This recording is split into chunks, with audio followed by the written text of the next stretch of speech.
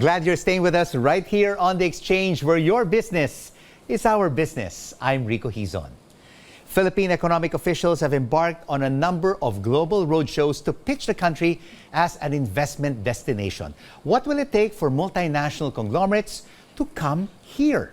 Let's now have an exchange with Chris Humphrey, EU-ASEAN Business Council's Executive Director, based in Singapore, joining us now in Manila. Chris, great to have you with us on The Exchange. Great to be here. Thank you. All right, first of all, what do European and Southeast Asian businessmen look for when they invest in a country in the region? Well, I think they look for several things. They look for some stability, political stability, which I think you now have here in the Philippines.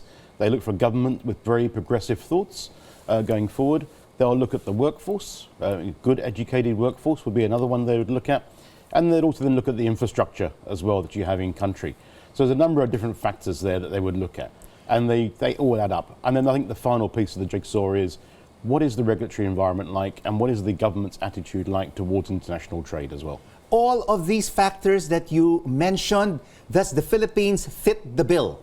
The Philippines is heading in the right direction, absolutely. I think under the new economic team you have under President Marcos' administration, things are moving in the right direction. There's been some good improvements on the regulatory front recently. You definitely have the great workforce here that businesses want to look for. The country is now inside several new trade deals. You're going to be inside RCEP. You're part of the ASEAN free trade area as well. All the good signs are there. A few more building blocks perhaps to put in place. What are those building blocks? Other investors say it is taxes and the ease of doing business and corruption. Ease of doing business, certainly. I mean, it takes up to 60 days at the moment to open up a new business here in the Philippines. That's much more than it is in other parts of the region. Singapore, you can do it within a few days. That's probably the benchmark to aim for eventually. Good taxation policies would be another one. There's always the question around good governance in a country. If you've got good governance, then companies are happier. They know exactly what they're in for all the time. I think the other thing that the Philippines really could do with now actually is that perhaps more trade deals to get itself involved in. If you look at something like Vietnam, inside lots of different trade deals with Europe in CPTPP, with RCEP and others, that would make a real big difference. In the ease of doing business, you mentioned Singapore is the benchmark. You can set up a business in a few days, while here in the Philippines, it takes up to 2 months. But how do we really stack up against our other ASEAN neighbors, such as Thailand, Indonesia, Cambodia, which are also hauling in tremendous foreign direct investments? I think Vietnam is the one you should be really aiming yourself at. Vietnam is the darling for most international conglomerates in the region at the moment. How do you stack up? Not too bad, to be quite honest with you. Indonesia is a lot worse in terms of setting up a business, so you're not doing too bad on that front, but you can do an awful lot better. You need to be cutting some of the red tape, making life a bit easier for people to come in. And I think the real thing is keep going the way you've been going, and this new economic team, as I mentioned, are heading in the right direction. A bit more impetus wouldn't be a bad idea. So why is Vietnam, Chris, the darling right now among foreign investors? What are they doing right? And what can the Philippines learn from Vietnam, which is a communist nation? The system of government doesn't seem to make much difference in Vietnam. They are very, very focused on getting foreign direct investment in and being extremely business friendly. They've got trade deals, they've got CPTPP, they've got a deal with Europe, they're inside RCEP. They're very, very progressive in their thinking. If you want to come and invest in Vietnam, the government will bend over backwards to be helpful and assist you. They've got the good workforce. They don't have the language skills that you have here in the Philippines, but their language skills are improving. And they have proximity to China as well. They are seeing quite a lot of benefit from de-risking in supply chains coming out of China.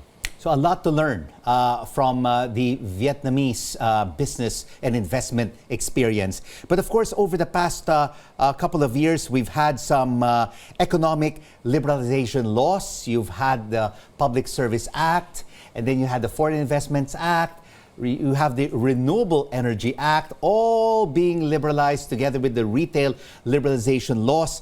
And you also have the proposed Maharlika Investment Fund and potential changes in the constitutions.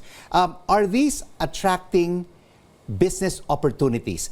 Are foreign investors who were looking at the Philippines see this as a positive? Yes, absolutely.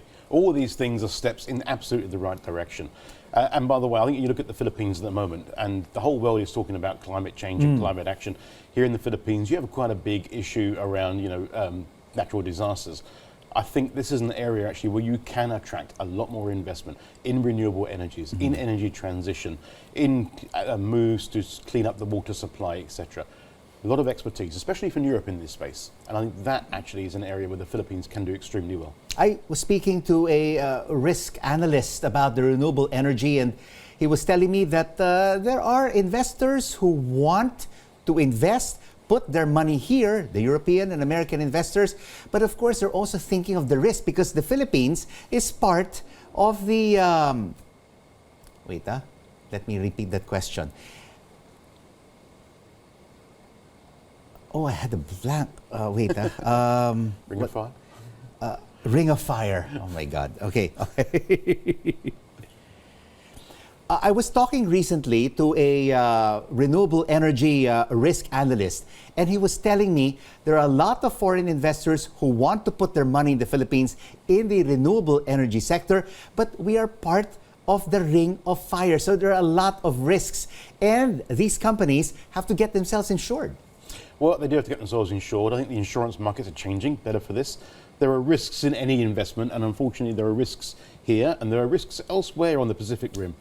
But the countries need to have renewable energy. You need to transition away from fossil fuels. That in itself, by the way, would make it a much more valuable investment destination for businesses. If they can go to a country which has a green energy supply, they're more likely to do so with one with a brown energy supply. The insurance issues can be dealt with. They will be dealt with. There's work being done actually by the ADB here in Manila and with many other financial institutions looking at this, about how we can get the right things in place. Apart from renewable energy, which other specific sectors are investors really interested in, setting up in the Philippines? Well, you've had the traditional one around, business services stuff, and I think that will always remain. The BPOs? The BPOs, yes. And that will remain going forward. But there are other areas as well, and I think, with your workforce here, with the good language skills, with improving education levels, you can start to move further up the tech chain and get involved more in technology issues. Automotive is another area you could look at. ASEAN as a region is looking to do more on EVs. There's no reason why the Philippines couldn't be looking to leverage on that. And definitely we need these new investments, but on the other side, we also need to protect our workers. And we've seen the president over the past 11 months. He's now entering his first year in office, attracting investors by traveling around the world. When do you think will these pledges truly become foreign direct investments? Why are foreign investors still waiting in the sidelines? I think they'll start moving pretty soon. I think that they'll see that the movements that are being made here by the economic team here, by the president himself, they will see that, and they see the country getting more and more attractive as a place to come and invest. I think if we can also then get to a position where the Philippines perhaps does more on the trade front, perhaps recommences trade negotiations with the EU, investors I think will be coming here a lot more. And one thing to note, you're talking about looking after workers. OECD recently came out with a report, and the report showed clearly foreign direct investment in countries.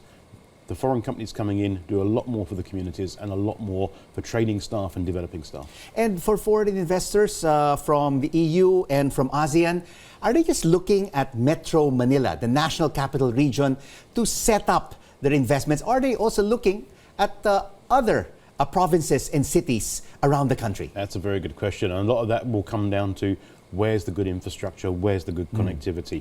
So here and Clark are probably going to be natural places for them to look at. If you get the infrastructure right elsewhere, and if you get some of the incentives right for them elsewhere, they will look elsewhere.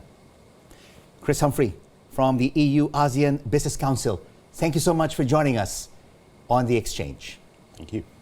And still ahead on the program, where your business is our business. We get a perspective on doing business in the Philippines and the opportunities and challenges that come with it. The semiconductor and electronics industries in the Philippines joins us next, right here on CNN Philippines. News you can trust.